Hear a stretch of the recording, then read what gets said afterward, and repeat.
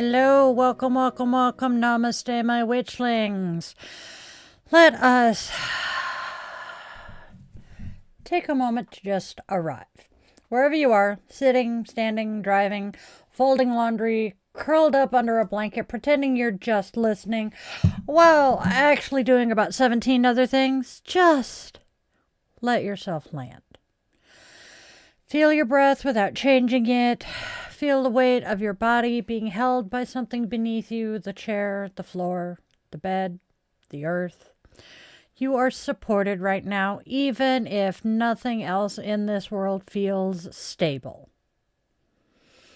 This, my witchlings, is Yoga Witch's Cauldron, where we practice staying, not fixing or performing, just staying. So take just a quick moment to do the whole like, share, subscribe thing. If you like what you're seeing, go ahead and join this channel if you feel so called and you have the financial means to do so. All right, my witches.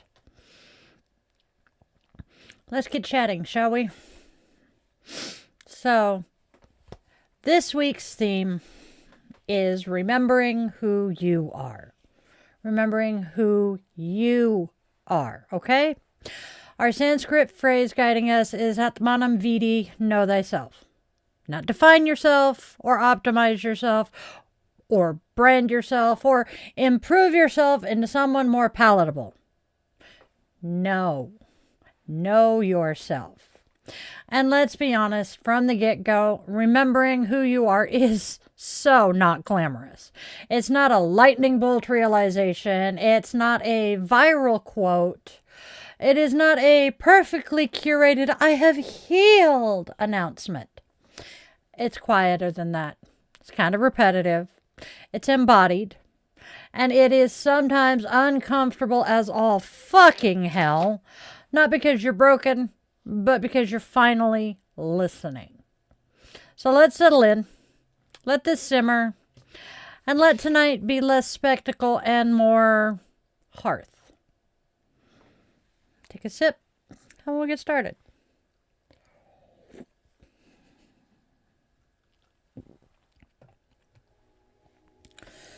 All right, my witches.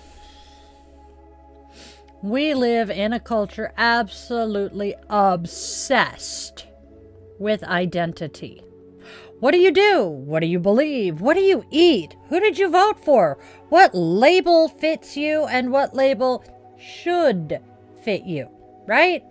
Identity is everywhere. It's in bios, it's in branding, it is in algorithms that try to predict what kind of person you are based on what you clicked at 2:17 a.m. while eating leftovers over the freaking sink.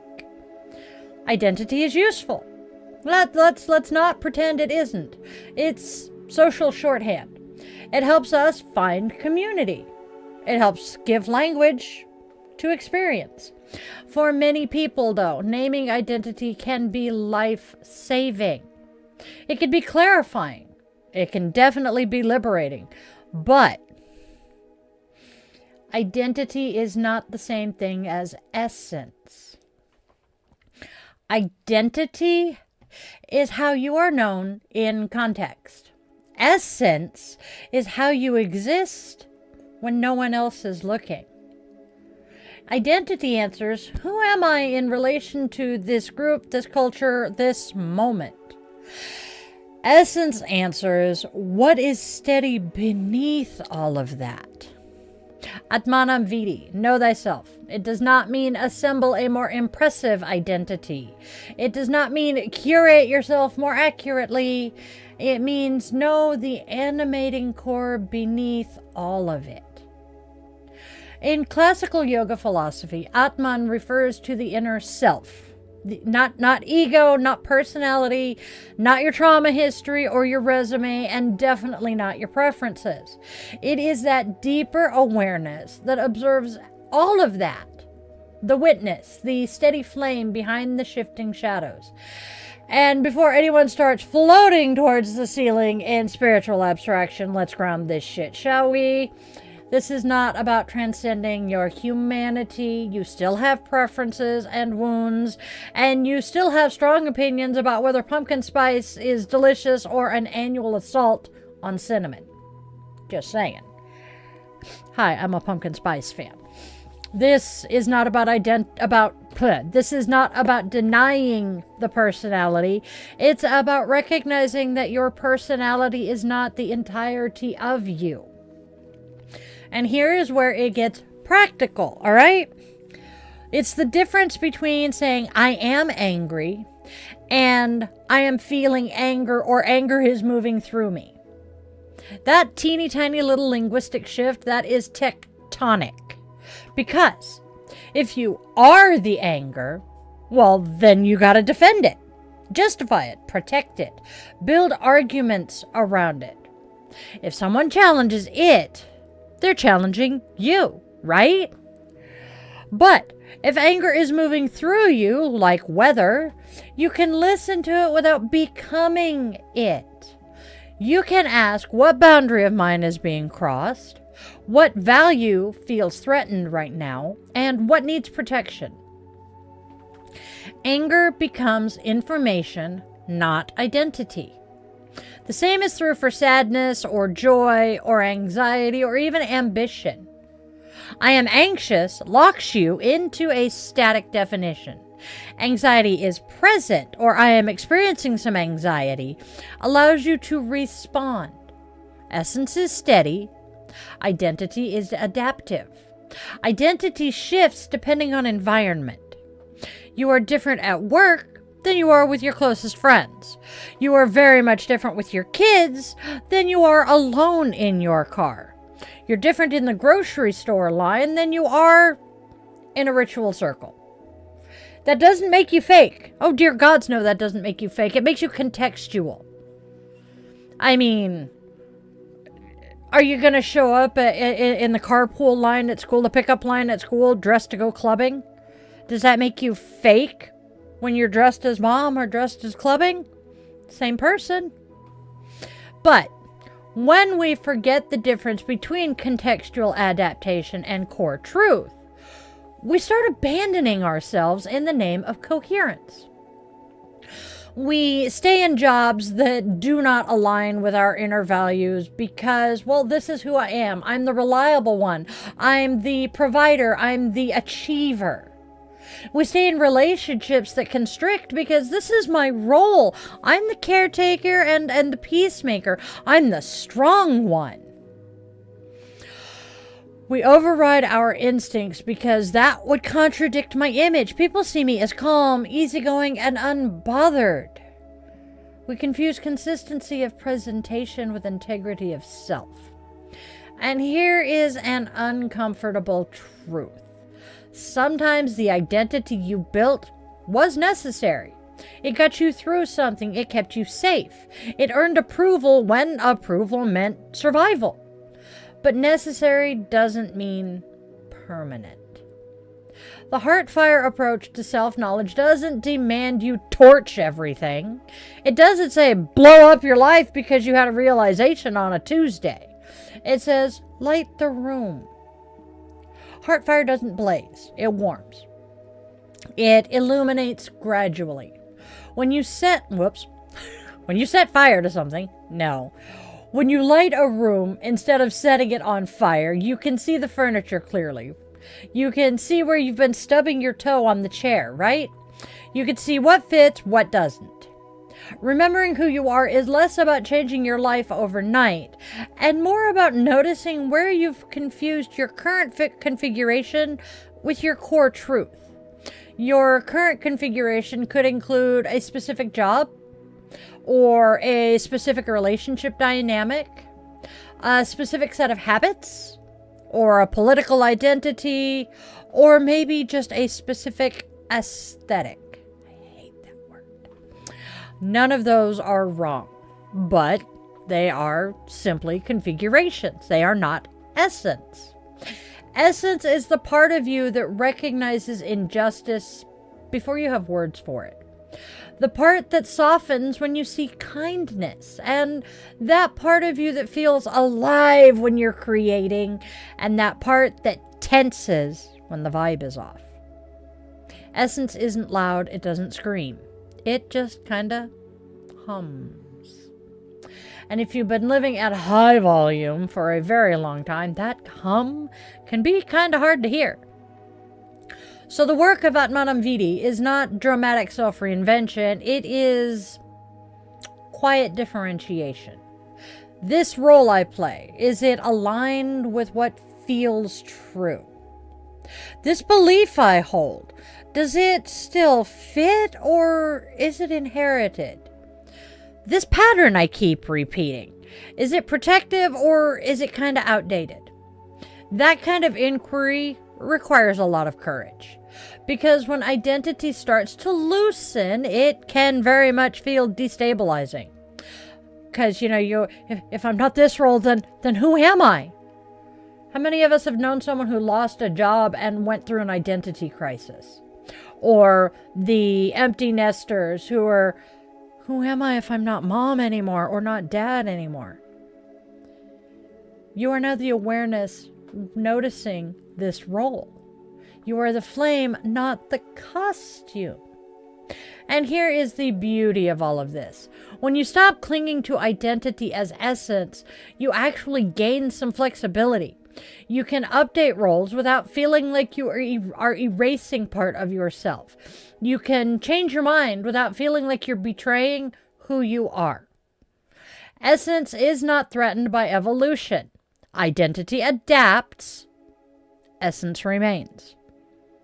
HearthFire self-knowledge doesn't burn your house down. It lights the room so you can see where you're bumping into furniture.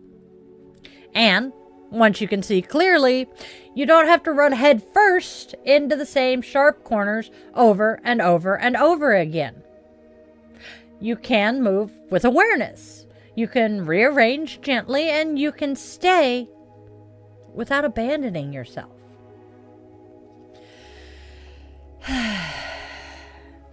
Sip. Let's check in with chat real quick. Whoa, hello.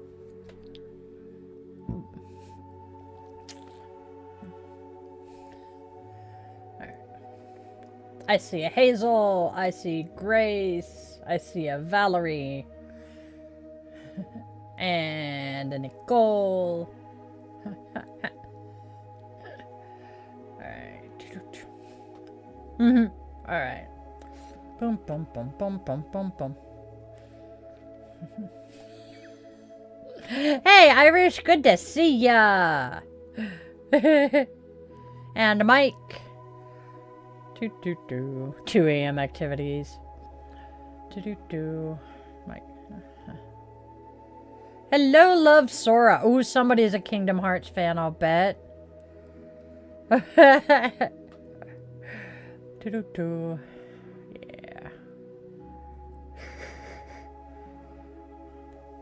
Yep, I see that. Wow. I didn't realize Joram was my brother's age. That's kind of cool, actually. Did I? Do I just keep forgetting that one? Okay. Boom, boom, boom, boom, boom, boom, boom. I'm gonna have to play all of my fucking apps so I can figure out what song keeps playing in my head. Anyway, here we go. Back to what we were talking about. I'm gonna take another drink and refocus.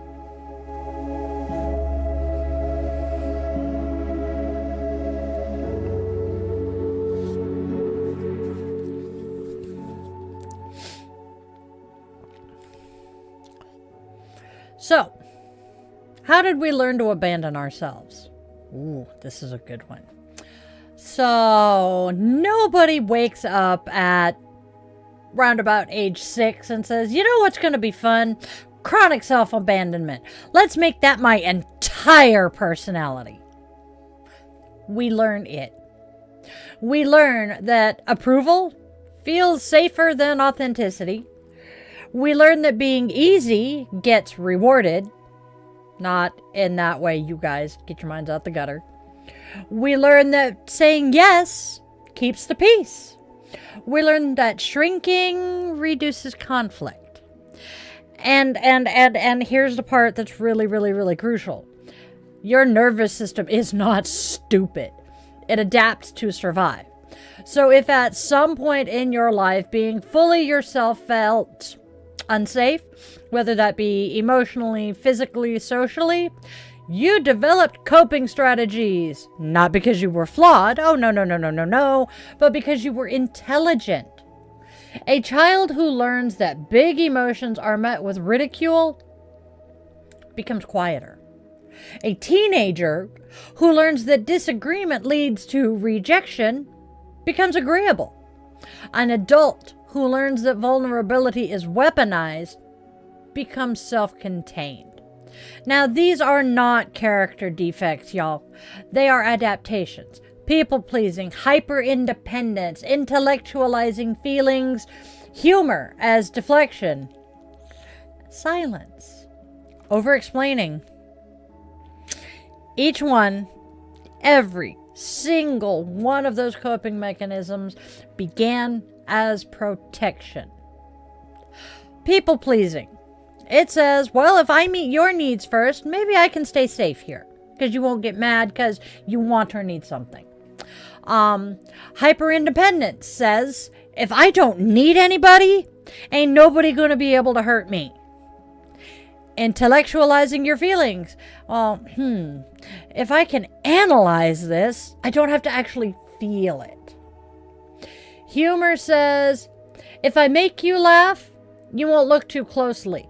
Or if I make you laugh, you're laughing at what I'm doing instead of at me. Silence tells us, if I disappear, I won't be the target anymore. Over-explaining, well, if I justify myself enough, or if I justify what I've done or said enough, you won't leave and you won't get mad at me. None of these things make you weak, my dear. They make you adaptable. But adaptability can harden into habit, and then habit can masquerade as identity. Oh, I'm just a people person. Oh, I'm just really, really independent. I'm the funny one. I don't get emotional. Oh, honey, I'm low maintenance. We're fine. Maybe. Or maybe these were strategies that kept you safe once upon a time. And here is where Ātmānaṁ viddhi becomes radical. Because to know yourself, you have to gently ask first, where did I start performing to stay connected? Where did I start calling self-betrayal compromise? Where and when did I start abandoning my own signals? This question is not an indictment. It's not a courtroom, and it is sure as hell not a moral failing. It's an invitation. An invitation to trace the origin of your patterns with compassion instead of shame. Self-abandonment rarely ever announces itself dramatically. It doesn't usually show up as, "Hi, I'm now officially betraying myself." No, my dear. It's a lot subtler than that. It's fine. I don't care. Oh, honey, it doesn't matter. I'll deal with it later. Don't mind me. I'm just being dramatic right now. Listen very, very closely to those phrases. They usually arrive right after your body has let you know that it's not comfortable. That little clench in your gut, your heart skipping a beat. Someone crossed a line. You feel a tightening in your chest. Somebody requests something of you. Your stomach drops. A random comment stings and you clench your jaw. And then your mind sweeps in. Oh, it's fine. I'm overreacting. Don't make this a thing. That is your moment of micro-abandonment. Not because you have to confront everything immediately. Not because you have to escalate every discomfort. We are not Karens here. But because something in you registered impact and you dismissed it out of hand before even investigating a goddamn thing. Your body, on the other hand, keeps score. The tightening in your jaw, the heaviness in your chest, the shallow breath you didn't notice until bedtime. The exhaustion that all the sleep in the world just doesn't seem to fix. Chronic self-abandonment is metabolized physically. The nervous system can only override its own systems or signals. Let's try that sentence again. The nervous system can only override its own signals for so long before it gets louder through anxiety or burnout, irritability, or even numbness. Your body is not traumatic. It's information. Now, information can be misinterpreted. Trauma can definitely distort some signals. Ask me how I know. Anxiety can amplify them. That's very real. But the goal here is not blind obedience to every sensation. Our goal is to be curious about them. Instead of, oh, it's inconvenient to feel this right now, try, okay, this feeling is informative.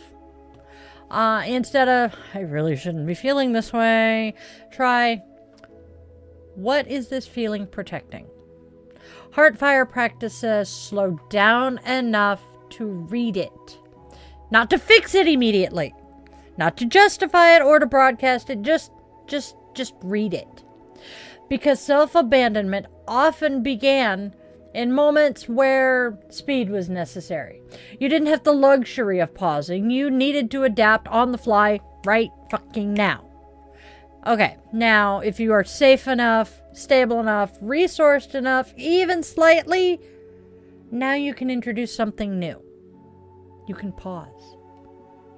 When you notice the automatic yes, pause. When you feel the urge to over-explain, pause. When you catch yourself laughing off something that hurt, pause. That pause is revolutionary. It interrupts the inherited reflex, and it causes a fraction of space between stimulus and strategy. In that space, essence has room to speak. Maybe the answer is still yes. Maybe the compromise is worth it. Maybe the joke still lands. But now, it's chosen and deliberate. Self-knowledge doesn't demand that you dismantle every single adaptation overnight. Dear gods, no. Some strategies are still going to be useful. Some are still protective in specific environments. The work is not to shame your coping mechanisms. The work is to update them, to recognize when a survival strategy has straight up outlived its usefulness, to distinguish between I am this way and I learned to be this way. That distinction is incredibly liberating because what was learned can be revised and potentially unlearned. And when you start tracing your patterns back to their origins, not with blame, but with understanding, something softens. You realize you were doing the best you could with the information and the resources you had at that time. And now you have more awareness. Now you can choose differently, incrementally. Just little bits at a time. Little bit okay. HearthFire doesn't rip your coping mechanisms out from under... That didn't sound right. HearthFire doesn't rip your coping mechanisms out of your hands. It warms the room enough that you can see everything clearly. And when you can see clearly, you can decide, does this still serve who I'm becoming? Or is this a relic of who I had to be once upon a time? That right there is the radical tenderness of Ātmānaṁ viddhi. Not self-judgment or self-optimization. Self-honesty. And from that honesty, a steadier kind of connection becomes possible. One that doesn't require you to disappear to belong. I'll let that sit for a second while I take another sip.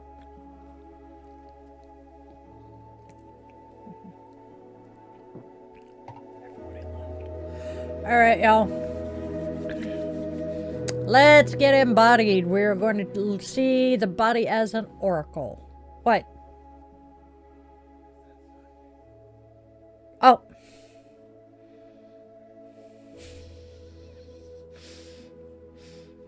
Apparently I misheard the man behind the curtain. Alright, so the body as oracle. For a divination witch, this sounds interesting, so let's get embodied. You don't need incense, you don't need a playlist, you do not need to rearrange your furniture into a perfect meditation grid. Just notice. Take a breath. Don't deepen it, don't optimize it, just observe. Where does your breath stop? Does it reach your belly? Does it kind of hover in your chest? Does it barely move at all? Breath is one of the fastest ways to read your internal state.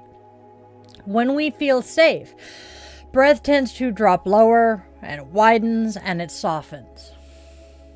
When we feel guarded or activated, it rises, tightens, and shortens. This isn't spiritual poetry, even though it sounds like it.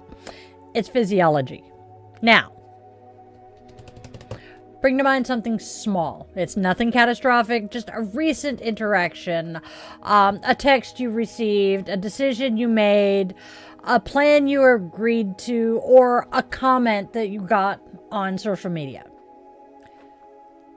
Notice your body's response before your mind explains it. Did something tighten? Did something soften? Did something lean in with interest? Does something want to recoil and pull back? This is not mystical shit. This is neurobiology, which is fascinating, by the way. Your nervous system processes cues of safety and threat faster than conscious thought. Long before you craft a story or justify, rationalize, or minimize, your body has already reacted. Amygdala, the amygdala. Sorry, I flashed back to another content creator. The amygdala, the brain's threat detection system, can fire in milliseconds. Your heart rate shifts, your muscles prepare, hormones release, and all of this happens before you even form a sentence about it in your mind. Your body is constantly scanning. Is this safe? Is this aligned? Is this too much? Is this not enough? But most of us were trained to distrust that scan. We override it with logic or politeness or I'm sure it's nothing. We override it with don't be difficult, don't make a scene, or with this is just how life is. And sometimes I will admit that override is necessary. Not every flutter of discomfort requires dramatic action. But chronic override, oh, honey, that's where we lose the thread of ourselves. Now, let's stay honest. Your body, your gut, is not infallible. Trauma can distort perception. Hi. If you've been hurt before, your nervous system may very well register danger where there is none. Anxiety can amplify signals. Old wounds can definitely echo in new rooms. But distortion doesn't mean discard. It means investigate with kindness. Instead of, oh my God, I'm overreacting. Try, okay, what is this sensation trying to protect? Instead of, I really shouldn't feel this way. Try, what boundary is asking for attention right now? Instead of dismissing that tightening in your chest, get curious about it. Is it fear? Anger? Grief? Is it your intuition giving you a not so gentle nudge? The body does not lie in the way the mind does. It doesn't spin elaborate narratives. God brain. It doesn't rewrite hit. Apparently I'm having trouble speaking tonight. Please bear with me.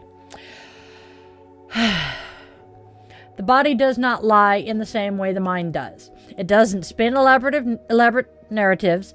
It doesn't rewrite history to maintain a self-image. It registers impact. The mind says, I'm fine. The body says, that landed. The mind says, don't make it awkward. The body says, dude, that crossed a line. The mind says, this is what you should want. The body says, this vibe is off. Ātmānaṁ viddhi practice through the body means we stop treating sensation as an inconvenience and start treating it as information. You don't have to act immediately on this. You don't have to confront someone on the spot. You really don't have to blow up your plans. You do, however, have to notice. And that noticing shortens the distance between awareness and honoring. If you feel the contraction and you clock it in real time, you are far less likely to override it reflexively. If you sense the softening, you're more likely to move toward what nourishes you instead of what dazzles you. This is integrity, not perfection or constant comfort. It is not a life free of friction, dear gods, I wish. It is integrity. Integrity is alignment between what you feel and how you respond. It's the practice of letting your inner signals inform your outer actions, even in teeny tiny small ways. You feel tired, so you rest instead of pushing through. You feel uneasy. You ask one more question instead of ignoring it. You feel joy. You let yourself linger instead of rushing past it. The body is not a problem to be solved. It's an oracle in plain clothes. No smoke, no theatrics, no just muscle, breath, and a pulse. The more consistently you listen, gently, without dramatizing, without dismissing, the clearer those signals become. That, my friends, is the embodied path of knowing yourself. Not abstract, not disembodied, not performative, just present.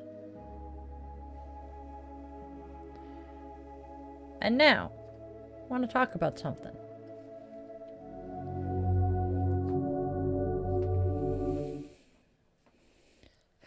So, if you're enjoying this podcast and you would like to step just a smidge bit deeper into our coven here, consider clicking on that join button and becoming a member of our channel. There it is. There are some amazing perks for all of my witchlings, with levels starting at just $1 a month. How affordable is that, my friends?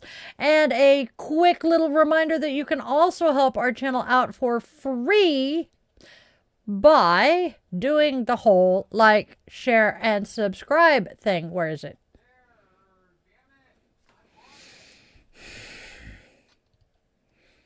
Do the like, share, and subscribe thing. Ring the bell so that you know when we're posting and going live.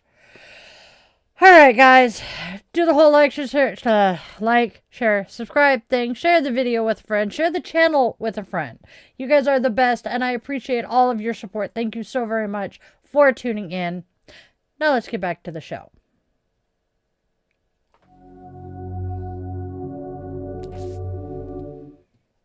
Alright, let's check in with chat real quick. Okay.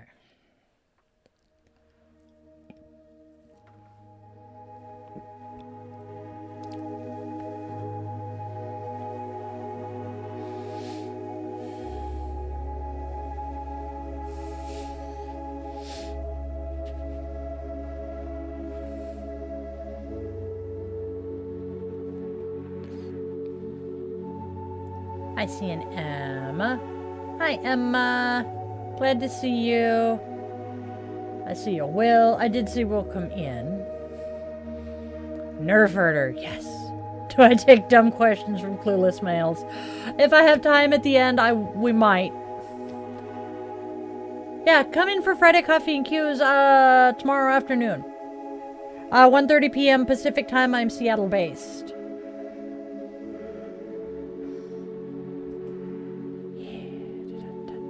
All right. Yep. Now let's get back to what we're talking about here.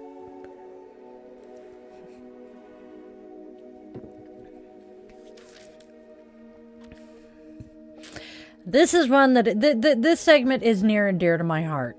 So let's talk about the part that nobody is putting on those inspirational graphics. No cross stitches. Nobody is going to cross stitch this on a pillow, and nobody's going to make a sparkly Canva quote about it. When you start remembering who you are, guarantee you somebody else is going to be inconvenienced.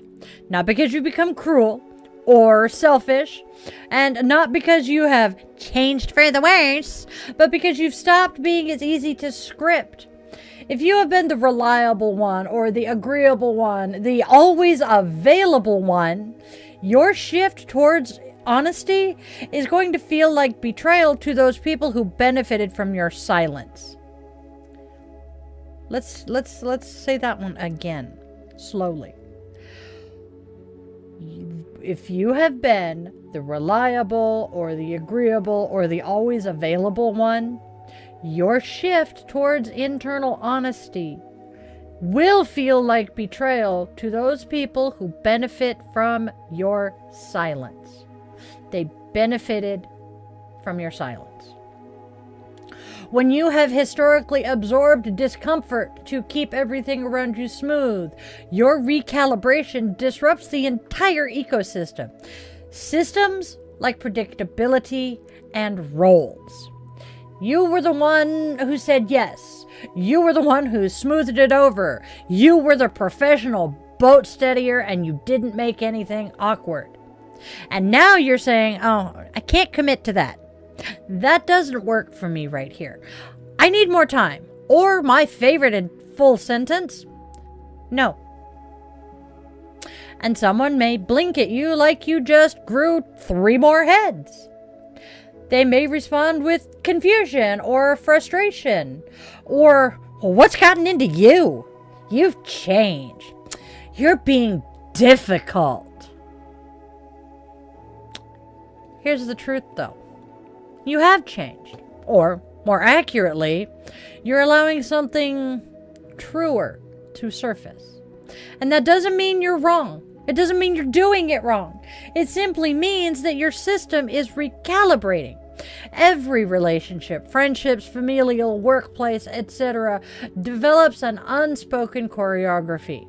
Who initiates, who apologizes first, who bends, who holds firm, who carries the emotional weight. When one dancer changes their steps, the entire routine shifts.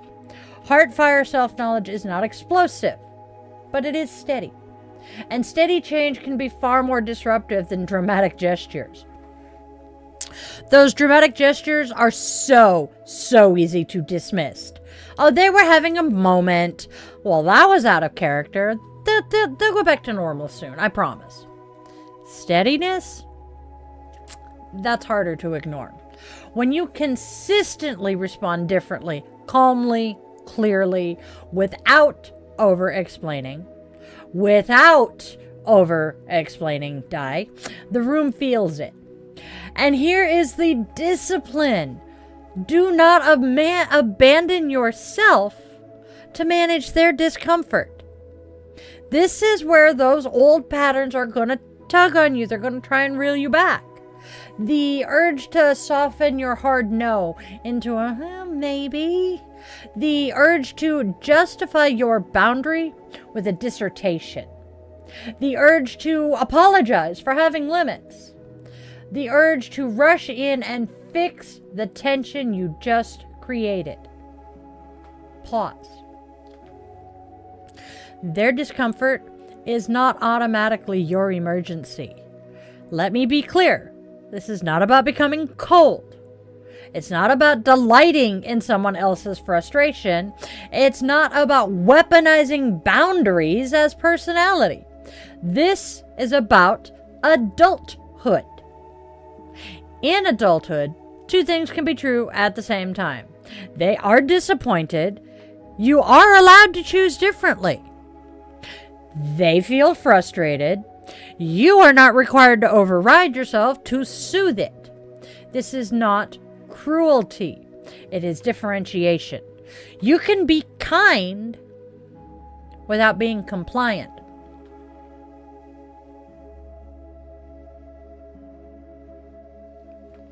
You can be compassionate without being self-erasing. You can validate someone's feelings without surrendering your own. So that might sound like, I can hear that this is frustrating for you, or, and I'm still not available for that, or, I understand that you were counting on me, but I need to honor my capacity. Notice the structure here. No attack, no aggression, no drama, just steadiness, clarity.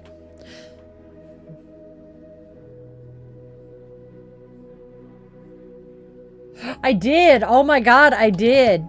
So, I did it myself. My brain swapped a word in my script. I understand that you were counting on me and I need to honor my capacity. By saying, but, you kind of nullify everything that came after that. I understand you were counting on me. I need to honor my capacity and my body is not up to that. So, self-knowledge does not require aggression. It simply requires consistency. Like a hearth flame. A hearth flame doesn't chase anybody around the room demanding recognition. It's not a cat. It does not flare up theatrically to prove its existence. It does not extinguish itself because someone prefers the dark. It burns consistently. And consistency changes rooms. When you stop apologizing for your needs, people recalibrate their expectations. When you stop volunteering for every emotional labor assignment, the distribution shifts. When you stop laughing off what hurts, the tone adjusts. Not immediately, I wish. Not always smoothly, again, I wish, but steadily. Okay, we have to acknowledge something uncomfortable though. Some relationships are not going to survive your steadiness. If the only glue holding something together was your self-abandonment, then self-knowledge is going to feel like a threat. That is painful. That is incredibly painful, and it is incredibly real. However, ask yourself this. Was that connection built on who you are or on who you suppressed? Ātmānaṁ viddhi, know thyself, sometimes reveals that the role you were playing was the only thing keeping the peace. And peace built on your erasure is not peace. It's suppression. HearthFire doesn't demand you torch every dynamic. It asks you to remain warm and steady in your own center long enough to see what adjusts and what resists. Some people are going to adapt beautifully. They'll say, I didn't realize you felt that way. Thank you so very much for telling me. They'll grow with you. Others may very well push back. They're going to test that boundary. They may try to pull you back into the familiar dance. This, my friends, is where discipline becomes devotion. Devotion to your own integrity. Not harsh or rigid or performative, simply consistent. When you say no without hostility over and over again, you teach the room how to relate to you. When you decline without apology over and over and over again, you normalize your capacity. When you stay grounded in your own signals over and over again, you become less reactive and more rooted. Consistency is quieter than confrontation, but it is more transformative. Because eventually, the room stops expecting you to bend in the old ways. And here is the amazingly beautiful paradox to that. When you stop abandoning yourself to maintain connection, the connections that remain become more honest, less performative and resentful, and a lot less brittle. You are no longer loved for your compliance, you are loved for your clarity. And that is a different kind of intimacy. I would much rather be loved for those I include than loved for those I exclude. There is let's see. It may be smaller. It may be slower, but it is definitely sturdier. Self-knowledge, practiced through HearthFire steadiness, does not require you to win arguments or dominate rooms. It asks you to stand in your own center without flinching.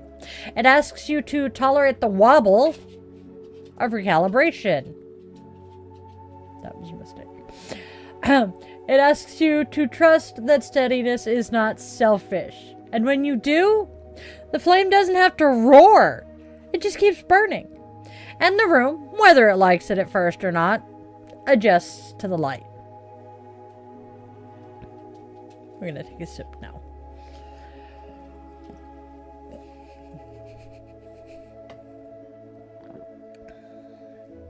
Hey, RPG. How are you doing tonight? I'm glad you're feeling better, kiddo. I think you're a kiddo, honey. I'm making myself dizzy. Weebles wobble, weebles wobble. My ADD is bad today. Moving on, my friends. Yup.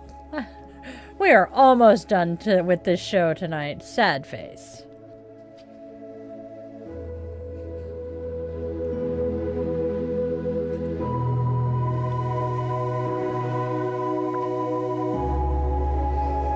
All right, y'all. Will you quit buzzing me?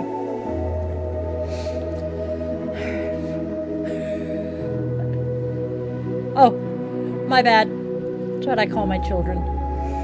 I will try to remember that one. My apologies. All right. So.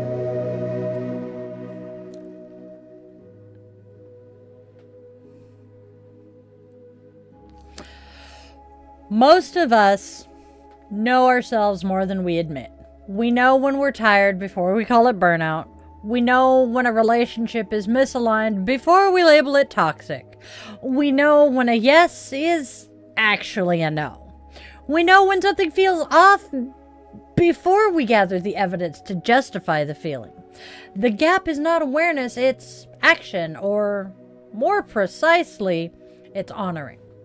There's typically a lag between I know that this ain't right and I will respond accordingly. That lag, my friends, is where self-trust erodes. Not because you're foolish or you lack insight, but because every single time you register truth and override it, a teeny tiny little fracture forms. You feel the exhaustion, but you push through. You feel the resentment, but you just swallow it. You feel the misalignment, but you rationalize it.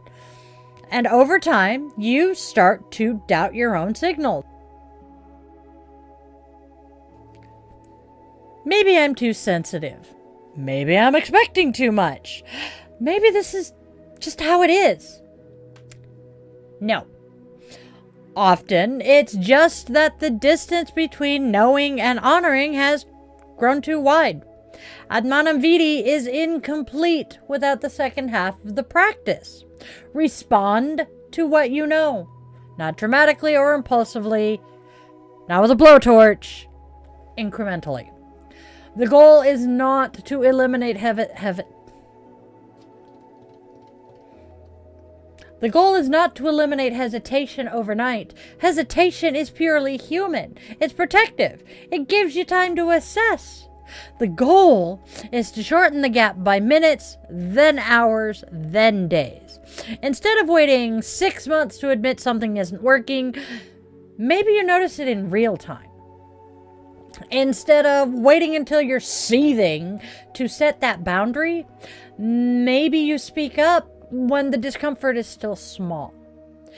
Instead of overriding your tiredness for the millionth time, maybe you pause at the third.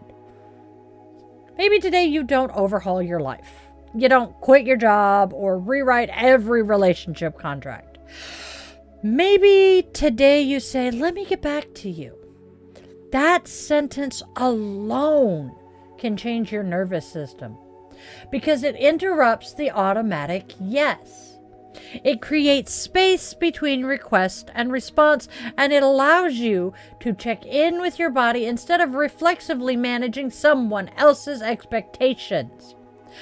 Maybe you notice the tension in your shoulders and choose to go to bed instead of pushing through one more task.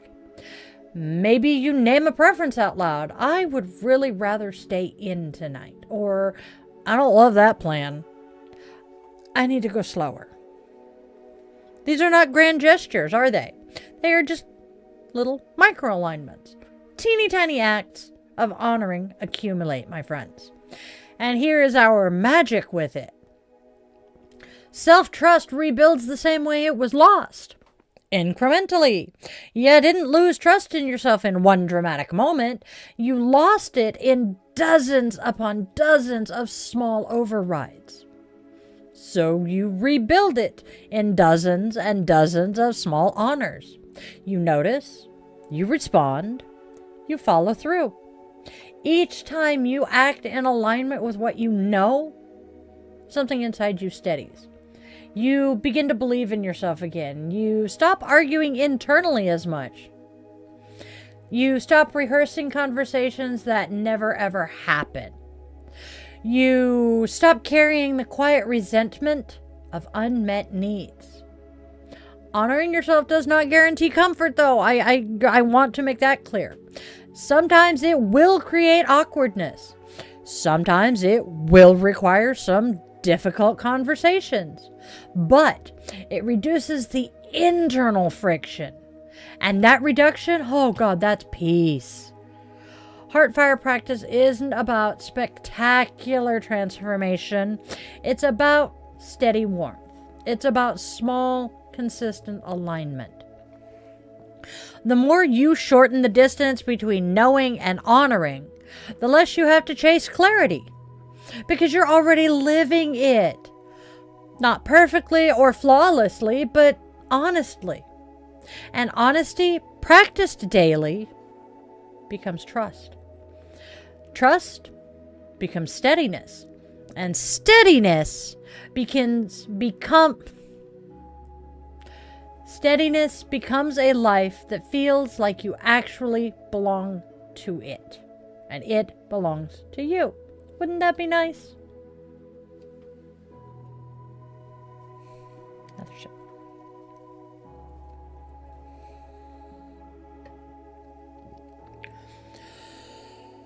I'm gonna take a peek real quick. Oh. Okay. Now, my friends, how do we remember without reinventing? There is a subtle trap in the language of finding yourself. It sounds noble, heroic even, like you're heading out on a quest with a dramatic soundtrack and a cloak that catches the wind just right. But sometimes finding yourself quietly morphs into another self-improvement project. New routines, new aesthetics, new declarations, new personality download in progress. Oh, we live in a wonderful culture that loves reinvention. You know, new year, new year. New year, new you. A breakup, glow up. A spiritual awakening as a rebrand.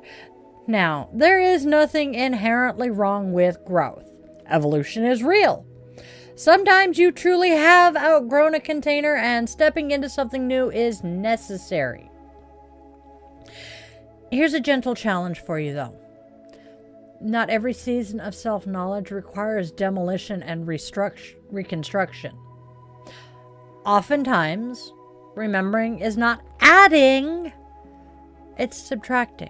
Subtracting noise and performative urgency or borrowed expectations. Subtracting the shoulds you absorbed without consent. Underneath all of that, you were there. Not a blank slate, not an unfinished draft. There is continuity in you. As a kid who knew what felt unfair before you could articulate systemic injustice. As a teenager who sensed hypocrisy long before you had the vocabulary to call that shit out.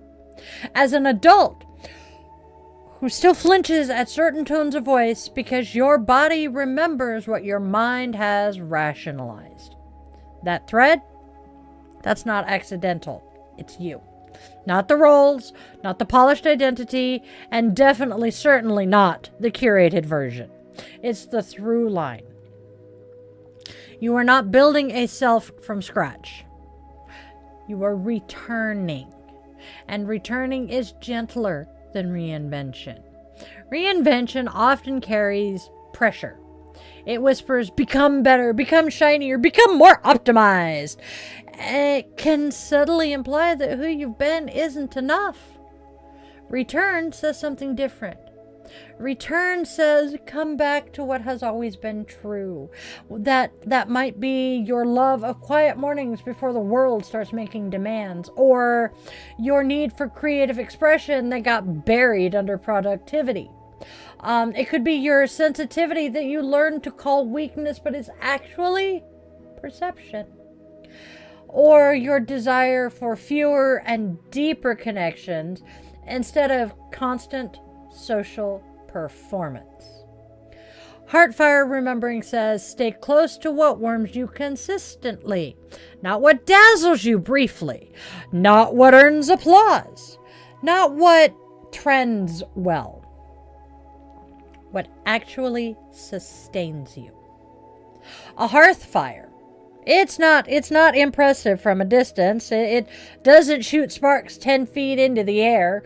It doesn't demand constant attention. It just keeps burning. Now that might look like quiet mornings with coffee and a journal. A creative practice you return to even when nobody sees it. Time outside that recalibrates your nervous system.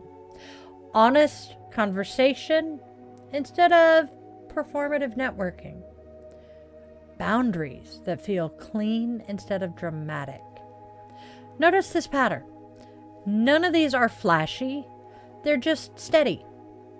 Self-knowledge practiced through remembering rather than reinventing is less about discovering something exotic and more about admitting what has been true for a very long time.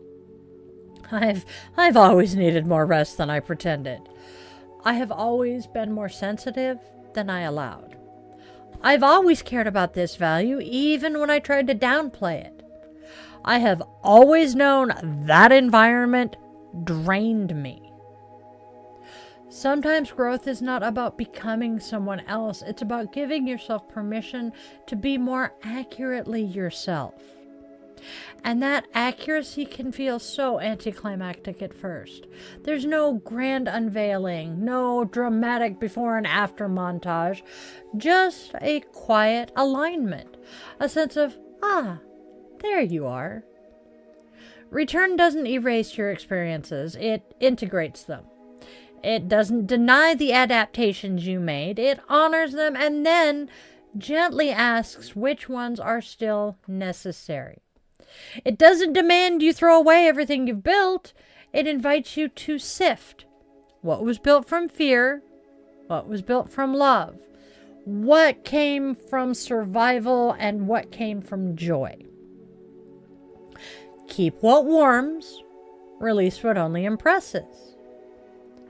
The world will always offer you new identities to try on, new upgrades, new personas, but essence doesn't need constant rebranding. It needs space. Space to breathe, soften, and stay steady. Remembering without reinventing is an act of trust. Trust that you were not fundamentally wrong all along. Trust that beneath the noise, something steady has always been humming. Trust that you do not need to become spectacular to be true. Return. Not as a regression or a retreat, but as a homecoming. And home in the HearthFire sense is not about aesthetics. It's about warmth that lasts. Take a quick sip.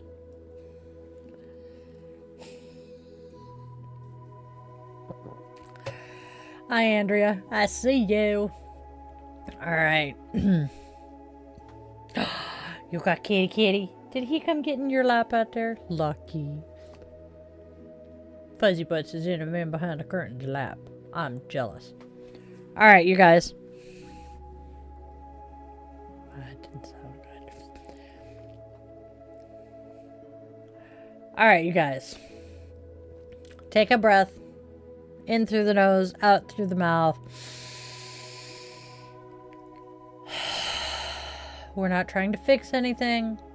Not trying to deepen it. We're just noticing our breath. Notice where it moves, where it hesitates, and notice the quiet rhythm of being alive without having to perform it.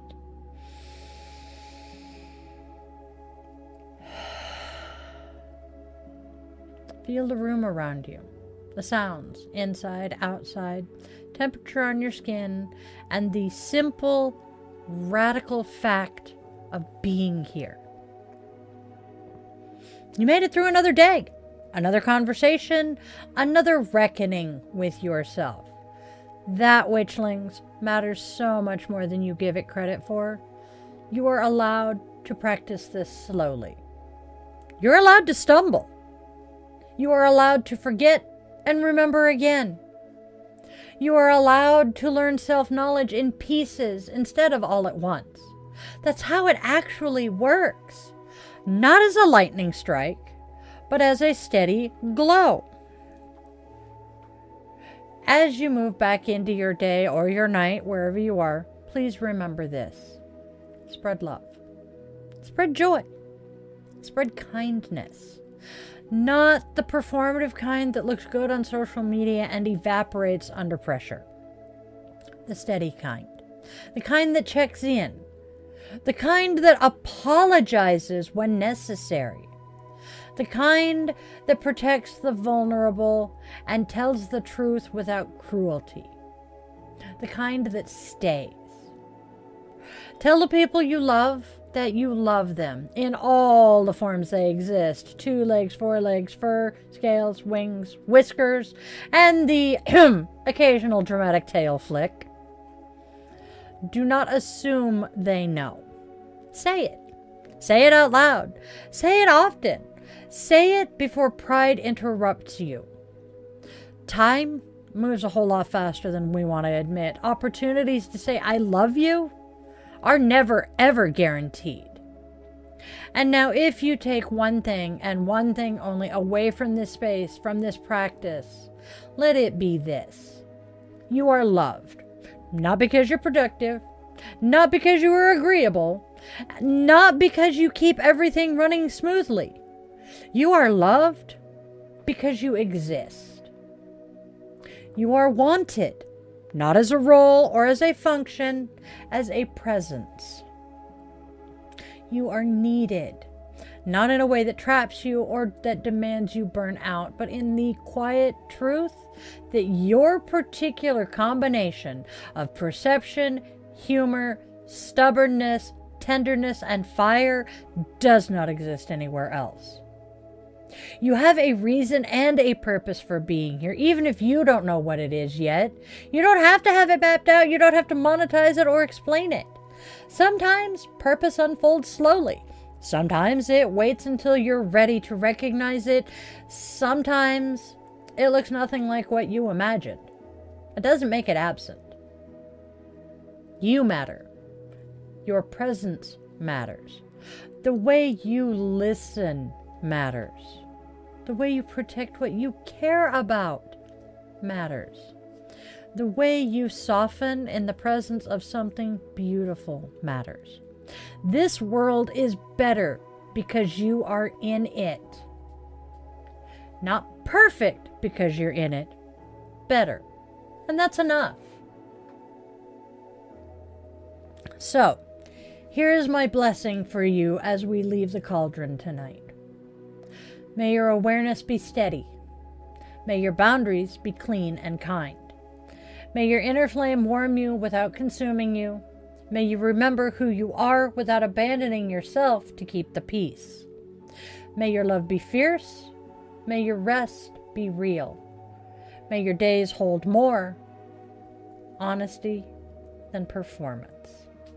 And when you forget, because you will, may you return gently. Thank you, my witchlings, for stepping into the cauldron with me tonight. Carry the warmth with you. I'll see you soon. Namaste, my witchlings.